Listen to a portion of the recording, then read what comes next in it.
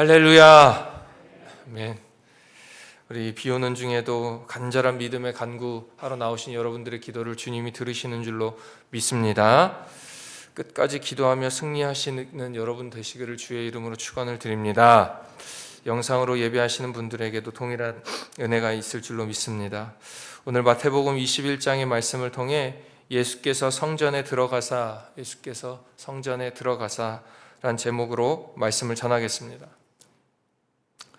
어제 20장의 포도원 품꾼 비유에서 이 하나님 나라는 하나님의 온전한 주권이 증명되는 것이요, 그 방법은 섬김이 필요하다, 죽기까지 희생이 필요하다는 것을 어제 20장 말씀을 통해서 확인했습니다. 오늘 21장의 시작은 예수님께서 이 예루살렘, 그 십자가 못 박히시는 전쟁터와 같은 격전지에 들어가시며 시작됩니다. 예수님께서 그동안은 지방을 돌아다니시면서 소문난 스승, 랍비, 또 기적을 베푸는 선지자 수준 정도로 소문나 제자들과 함께 지내고 계셨다면, 오늘 말씀에서는 처음으로 대중들 앞에 자신이 메시아입니다 라는 것을 증명하는 장면, 공개적으로 드러내는 장면이 오늘부터 시작됩니다. 그리고 예수님 이 한 분에 의한 영적 영향과 그 파도가 강력하게 영향을 미치게 됩니다. 본 장도 세 부분으로 나눌 수가 있습니다. 첫째로 1절부터 22절까지 입성하신 예수님의 모습이 나와 있습니다. 예루살렘에 입성하신 후에 이 성전의 영적 주인으로서의 그 권위로서 성전 정화 작업을 실시하셨고, 열매 없는 무화과 나무를 저주하신 장면이 22절까지 나오게 됩니다. 23절부터 27절까지는 예수님을 반대하는 반대파, 즉 대제사장과 백성의 장로들이 예수의 권위에 도전하는 장면이 나오게 되고, 28절부터 46절까지는 이 반대파의 영적 도전에 대해 예수님께서 직접 두 가지 비유를 들려주시면서 내가 누구다, 그리고 이 나를 통해 어떻게 하나님 나라가 펼쳐질 것이다 라는 것을 이야기하고 있습니다.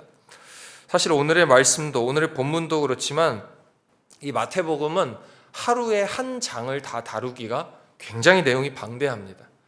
오늘도 내용이 좀 46절까지 많았지만 내일부터는 더 많아집니다. 그래서 여러분들 더 열심히 읽어주셔야 됩니다.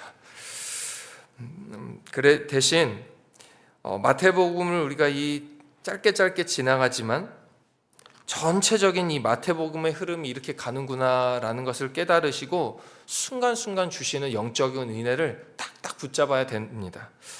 오늘부터는 이 예수님께서 십자가 사건이 있으시기 전까지는 계속해서 말씀과 기도로 무엇을 하시냐면 이 반대파들의 거친 음모와 맞서 싸우십니다. 예수님께서 복음을 전하시고 십자가에 못 박히시기 전에 그 예루살렘이라는 성전 안에서 본인께서 하나님으로부터 주신 그 사명을 지키기 위해 거짓된 여러 음모와 맞서 싸우는 장면이 오늘부터 십자가 사건까지 있다는 겁니다. 이 예수님의 담대한 담력의 모습을 우리가 배우고 이 혼란한 시기에 내가 예수님의 담대한 모습을 배워야겠다, 이 다짐으로 이 말씀과 함께 동행하시면서 이 예수님이 우리에게 큰 힘이 또 응원이 되시기를 부탁을 드립니다. 오늘 말씀을 통해서도 몇 가지로 나누어 예수님 주시는 은혜를 우리가 나누고자 합니다. 첫째로 예수님은 담대하게 확신을 선포하셨습니다. 담대하게 확신을 선포하셨습니다. 예수님이 이제 예루살렘이란 무대로 입성하셨습니다. 입성하실 때에 무리의 대다수 사람들이 호산나 호산나 외치시면서 자신의 겉옷을 땅에다가 길에 펴고 내려놓았습니다. 자신의 옷을 이렇게 벗어서 내려놓는다는 것은 당시 개선장군, 그러니까 전쟁에서 승리한 왕들, 승리한 장군들에게 바치는 최고의 찬양의 행동이었습니다. 무리들이 그렇게 했다는 겁니다. 그러면서 외친 소리 호산나 호산나 호산나. 이 호산나라는 말의 의미는 지금 구원하소서, 지금 당장 구원하소서, 이런 의미입니다. 그러니까 이 무리들이 모여서 오는 이 예수님에게 했던 행동은 자신의 겉옷을 벗으면서 이 오시는 왕에 대한 최고의 찬미를 올려드림과 동시에 당신이 나를 구원하실 메시아입니다라는 행동을 보여주었다는 것입니다. 그러나 예수님의 마음 한켠에는 한 가지 마음 한켠에는 한 가지 마음이 있었는데, 그것은 이 무리들이 일주일 후에 자신을 배신하실 것이라는 것을 알고 계셨던 겁니다. 자신의 겉옷을 깔고 호산나를 외치며 구원해달라고 하고 종려나무 가지를 흔들며 기쁨으로 소리쳤던 그 무리들이 예수 그리스도 자신을 반역자라고 하며 십자가 재판에 자신을 넘길 것이라는 것을 예수님 이미 알고 계셨다는 것입니다. 그리고 그 옆에 3년 반의 공생애를 함께한 제자들까지도 자신을 배반할 것을 아는 이 예수님께서는 그럼에도 불구하고 담대하게 믿음의 확신을 선포하셨다는 것입니다. 오늘의 말씀 3절 보면은 만일 누가 무슨 말을 하거든 주가 쓰시겠다 하라, 그리하면 즉시 보내리라 하시니 4절에 이는 선지자를 통하여 하신 말씀을 이루려 하심이라 라고 예수님께서 말씀하십니다. 이 말씀은 이미 수백 년 전에 스가랴 9장 9절에 나와 있는 스가랴 선지자를 통해 선포된 예언의 말씀과도 같은 것입니다. 그 예언의 성취가 자신을 통해서 이루어질 것을 알고 계셨기 때문에 이 혼란하고 어려운 배신이 있을 것을 아는 상황에도 불구하고 예수님께서는 본인이 갖고 있는 믿음의 담대함을 선포하셨다는 것입니다. 자, 입성하시는 과정에서 이 구약의 예언을 선포하셨다면 입성하신 후에는 두 가지 심판의 행동을 하십니다. 바로 우리가 알고 있는 성전 정화 사건과 무화과 나무를 저주하여 말라버리게 하신 사건입니다. 이 두 행동 모두 예수님의 이전의 행동과는 굉장히 다른 행동이었습니다. 예수님은 기적을 베푸셨고 축복을 이야기하셨다면 이 성전 정화 사건과 무화과 나무 저주의 사건을 통해 성전 정화 사건을 통해 분노하셨고 무화과 나무를 저주하시면서 축복이 아닌 저주의 모습을 보여주시더라 이겁니다. 그럼에도 불구하고 이렇게 단호하고 담대한 모습으로 확신하시며 선포하신 이유는 이 두 행동의 대상들이 모두 부패하고 신앙의 본질을 잃어버렸기 때문에 그랬습니다. 당시의 성전은 심히 부패해 있었습니다. 도적들의 소굴이 되어 있었고 세상 문화가 질비해 있었으며 우상 장사가 성행하고 있었습니다. 뭐냐면 성전의 어떤 기물들을 판매할 뿐만이 아니라 성전의 기물들을 본딴 어떤 기념품들도 판매하고 있었습니다. 심히 부패하고 있었던 그 대상자들로 예수님은 이렇게 이야기하십니다. 오늘 13절 말씀에서 그들에게 이르시되 기록된 바 내 집은 기도하는 집이라 일컬음을 받으리라 하였거늘 너희는 강도의 소굴을 만드는도다 하시니라. 기도하는 집인데 너희들이 강도의 소굴을 만들고 있다. 저는 여기서 그런데 더 중요한 표현 하나를 보고 싶습니다. 내 집이란 표현입니다. 예수님께서 낙이 타시고 누구보다도 헌신과 겸손의 낮은 자세로 예루살렘에 입성하신 예수님께서 여기 내 집이다라는 표현을 쓰셨습니다. 이것은 사실 우상장사에 빠져있던 그 당시 이스라엘 백성들에게 시선으로 볼 때는 못마땅했을 것입니다. 아니 우리가 여기 지키고 있었는데 웬 랍비가 와갖고 자기 집이라고 하냐. 그러나 예수님께서는 자신이 하나님이심을, 구원자 메시아이심을 담대하게 확신하고 선포하시면서 내가 하는 일이 공의로우며 이곳의 목적, 이 성전의 목적은 단 하나, 기도하는 집이다를 분명하게 선포하고 계셨던 것입니다.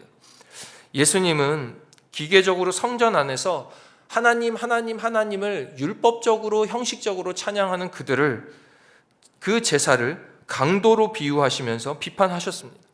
그들의 형식적인 행동을 하나님을 기만하는 행동으로 보셨고 예수님은 철저하고 담대한 확신으로 그거 아니다라고 성전 정화를 하셨던 것입니다. 담대하게 선포하셨던 것입니다. 구원자로서 메시아로서 하나님의 아들로서의 사명을 그렇게 감당하신 것입니다. 여기서 끝이냐? 아니다. 성전을 깨끗하심을 통해 이스라엘의 형식적 제사에 대한 심판을 이야기하셨다면 이제 성전에 대한 이야기를 넘어 그 사람들에 대한 심판 저주를 시작하셨습니다. 무화과 나무를 저주하시면서 너희 이스라엘 백성들에 대한 믿음의 그 형식적 결과를 보기를 원하셨습니다. 이때 예수님께서 들어가신 시기는 4월쯤으로 무화과 나무에는 풋 열매가 맺혀져야 되는 시기입니다. 6월 초쯤에 열매 과실이 맺혀지니까 이 무화과 나무에는 풋 열매의 그 과실을 보여줘야 되는 시기였다는 것입니다. 그런데 예수님께서는 이렇게 이야기하십니다. 19절에 잎사귀 밖에 아무것도 찾지 못하시고 잎사귀만 있었다는 겁니다. 그 나무에 풋 열매가 보이지 않았다는 겁니다. 풋 열매조차 없는 무성한 이 나무는 제철 과일을, 이 열매를 맺을 수가 없는 나무인 것입니다. 그리고 예수님께서는 선포하신 겁니다. 그리고 이 무화과 나무는 말라버렸습니다. 예수님의 이러한 태도는 좀 냉혹해 보입니다. 무섭습니다. 그러나 우리는 여기서 이 무화과 나무를 저주하신 예수님의 뜻을 이해해야 합니다. 열매가 없는 이 잎사귀만 무성한 무화과 나무는 쓸모없는 나무가 분명합니다. 겉으로 보기에는 멀쩡해 보이는 것 같아도 잎사귀가 무성해서 그 나무의 역할을 하는 것 같이 보여도 쓸모없는 나무입니다. 죽어가는, 열매를 맺지 못하는 나무라는 것입니다. 비정상적인 나무입니다. 예수님은 이 나무의 모습을 통해서 겉은 멀쩡해 보이나 믿음 생활은 하는 것 같으나 그 과실을 맺지 못하는, 그 믿음의 열매를 갖고 오지 못하는 이스라엘 백성들을 향해 그 믿음을 경고하고 계신 것이었습니다. 예수님의 이 행동은, 이 행동 자체가 목적이나 심판이 아니라, 끝이 아니라 경고고, 그 경고를 넘어 그 믿음을 점검하며 주님을 바라볼 때에 축복이 있다는 것을 알려주고자 하시는 예수님의 사인이었습니다. 그래서 22절 말씀이 우리에게 은혜가 될 수 있는 것입니다. 22절입니다. 너희가 기도할 때에 무엇이든지 믿고 구하는 것은 다 받으리라. 이 믿음으로 승리하시기를 축원을 드립니다. 사랑하시는 여러분, 중요한 것은 형식이 아닙니다. 믿음입니다. 주님을 믿는 믿음으로 기도하는 것, 강도의 소굴 같은 영적 성전이 아니라, 형식적 믿음의 제사의 방법이 아니라 주님을 믿는 믿음으로 기도하고 그 믿음으로 나아갈 때에 예수님이 보여주신 이 담대한 확신의 선포가 우리 가운데에 또 있는 줄로 믿습니다. 그 믿음의 확신이 여러분과 저 가운데에 충만하시기를 주님의 이름으로 축원합니다. 둘째로, 예수님은 권위보다 믿음을 강조하셨습니다. 권위보다 믿음을 강조하셨습니다. 예수님께서는 성전 정화와 이 무화과나무 저주 사건을 행하신 후에 이 성전에 들어가서 말씀 사역, 말씀 전하시는 사역을 시작하십니다. 그런데 그때에 한 무리들이 또 분노와 시비를 겁니다. 예수께서 성전, 23절의 말씀입니다.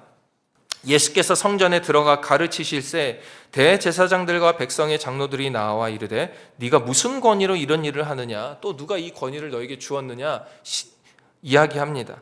용서하시기 바랍니다. 세상 말로 너가 뭔데 이런 거 가르치고 있느냐, 네가 뭔데 왜 내 영역 침범하느냐라고 당시에 율법을 가르치시던 대제사장들과 장로들이 예수님에게 시비를 걸고 있는 것입니다. 그리고 누구 마음대로 이 권한을 네가 줬느냐 하고 있는 것입니다. 이에 예수님께서는 탁월한 지혜로 역질문으로 그들에게 도전하십니다. 25절입니다. 요한의 세례가 어디로부터 왔느냐, 하늘로부터냐 사람으로부터냐. 이게 쉽게 말하면 이겁니다. 자, 너희가 알고 있는 그 요한은 세례를 베풀었는데 그 권한이 하나님으로부터 왔느냐 아니면 사람이 주었느냐, 이렇게 이야기하더라는 겁니다. 자, 이걸 알기 위해서는, 이것을 이야기하기 위해서는 사전적인 지식 하나가 좀 필요한데, 예수님을 세례 주었다는 이 세례 요한은 당시 참된 예언자로서 사람들에게 인정받는 선지자였습니다. 요한은 인정받는 사람이었다는 겁니다. 그는 공개적으로, 이 요한은 예수님이 메시아라는 것을 선포하고 난 뒤에 나 뒤에 올 그 예수님은 나보다 더한 사람, 더 중요한 메시아다라는 것을 요한복음 1장에 선포하십니다. 그러니까 요한도 인정받는 선지자였고 내 뒤에 오실 이가 나보다 더한 이라는 것이 인정받는 시기였다는 것입니다. 자, 그러면서 예수님께 그 묻는 대제사장들과 장로들에게 예수님이 얘기하는 겁니다. 자, 봐봐, 너희들이 믿는 그 요한이 인정한 그 요한이 하늘로부터 준 권위야 사람으로부터 준 권위야를 역질문하는 것입니다. 그 역질문할 때에 이 대제사장들이 하늘로부터야 라고 이야기하면 예수님을 인정하는 게 되고 사람부터야 이러면 요한을 부정하게 되는 게 되니까 이 대제사장들과 장로들도 어떻게 해야 할 바를 모르더라 이겁니다. 그러니까 어떻게 하냐? 27절입니다. 27절에 예수께 대답하여 이르되 난 몰라 이러고 도망간 겁니다. 사랑하신 여러분, 오해하지 마실 것은 예수님께서 말장난을 하시거나 비본질적인 것을 다루시는 것이 아닙니다. 오히려 권위나 형식, 그 당시 믿음의 분량을 다투던 그 종교 지도자들에게 정직한 믿음의 기준 그거 아니다. 너희들이 붙잡고 살아왔던 그 믿음의 기준, 그거 형식적인 기준 그거 아니다. 순결한 믿음의 본질이 무엇인지를 너희들이 다시 생각해 봐라 라는 것을 역질문을 통해 도전하고 계신 것입니다. 그러면서 난 몰라요 라고 도망가 버린 이 무책임한 종교 지도자들에게 권위, 형식 중요하지 않다, 믿음이 중요하다를 이야기하고 계신 것입니다. 사랑하신 여러분, 예수님은 이러한 형식적인 권위, 질서보다 믿음을 더욱 중요시 여기셨습니다. 우리의 신앙생활도 권위나 형식보다 믿음을 더욱 세워나가야 되는 줄로 믿습니다. 믿음의 본질을 꼭 기억하시면서 주님을 의지하시는 여러분과 제가 되기를 주의 이름으로 축원드립니다. 끝으로 예수님은 죽음을 알면서도 사명을 감당하셨습니다. 죽음을 알면서도 사명을 감당하셨습니다. 자, 28절부터는 두 아들의 비유를 예수님이 말씀하십니다. 맏 아들은 29절에 이렇게 나옵니다. 포도원 가서 일해라 이야기했더니 네 하고 일 안 합니다. 이 맏아들은 율법을 강조하면서 결국에 예수 그리스도를 따르지 아니하는 이 대제사장 장로들 같은 사람들을 의미합니다. 둘째 아들, 30절에는 둘째 아들이 나오는데 포도원 가서 일해라 그랬더니 처음에 싫어요, 일 안 해요 했는데 나중에 뉘우치고 갔다 이렇게 비유하시는데 이 둘째 아들이 나중에 회개하고 돌아온 세리와 창기들을 의미합니다. 예수님께서는 바로 이 후자, 두 번째 둘째 아들과 같은 이 무리가 하나님 나라에 먼저 들어갈 것이다 라고 이야기하고 계신 것입니다. 그러면서 한 가지 더 비유를 드시는데 33절부터 나오는 악한 농부의 비유입니다. 이 단락의 내용은 포도원의 주인의 종들을 계속 죽인 그 사람들을 하나님의 선지자들을 핍박하고 박해한 수많은 종교자들로 비유하십니다.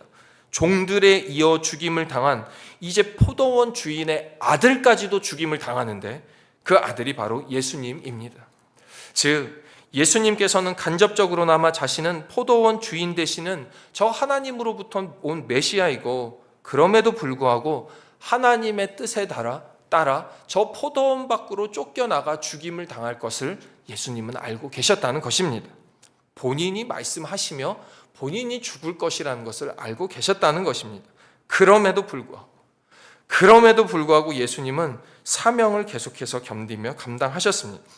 그리고 당신의 몸을 바쳐서 마치 버린 돌이 모퉁이의 머릿돌 되듯이 예수님은 그 영광의 면류관을 위해 사명 감당하시며 십자가를 짊어지셨다는 것입니다.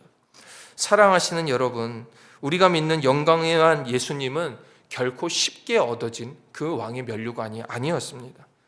예수님도 배신과 조롱과 비난과 그 핍박을 당하심에도 불구하고 권위가 아닌 믿음을 지키시며 끝까지 사명을 감당하신 분이 우리의 예수님이십니다.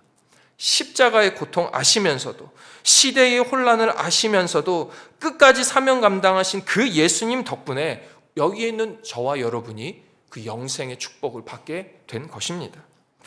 예수님 역시 세상에서 큰 고초와 고난을 당하셨기 때문에 우리의 이 땅을 살아가는 우리의 마음을 잘 아시지 않겠습니까? 그러면 우리는 이 권위와 형식이 아니라 믿음을 가지고 나아가야 됩니다. 우리의 마음을 잘 이해해주고 알아주시는 그 예수님께 믿는 믿음으로 나아가야 된다는 것입니다. 그때에 그 믿음으로 순종할 때에 예수님과의 그 기쁜 동행이 우리 삶 가운데에 펼쳐질 줄로 믿습니다. 오늘 하루 그 예수님과의 동행으로 승리하시는 여러분과 제가 되기를 주의 이름으로 축원드립니다. 자비하고 은혜로우신 하나님 아버지, 형식과 권위에 빠져 껍데기 신앙 되지 아니하게 하여 주시고 주님을 믿는 믿음으로 담대하게 선포할 줄 아는 그리스도인 되게 하여 주시옵소서. 예수님과 동행함으로, 그 믿음의 순종함으로, 끝까지 사명 감당함으로 이 혼란할 때에 주님을 믿는 믿음이 더욱 빛을 발하는 우리의 믿음들 되게 하여 주시옵소서. 드려진 예물 기쁘게 받아주시고 서원과 감사의 기도 제목에 잔이 넘치는 놀라운 기도 응답으로 보상하여 주실 것을 믿으며 예수 그리스도의 이름으로 기도하옵나이다. 아멘.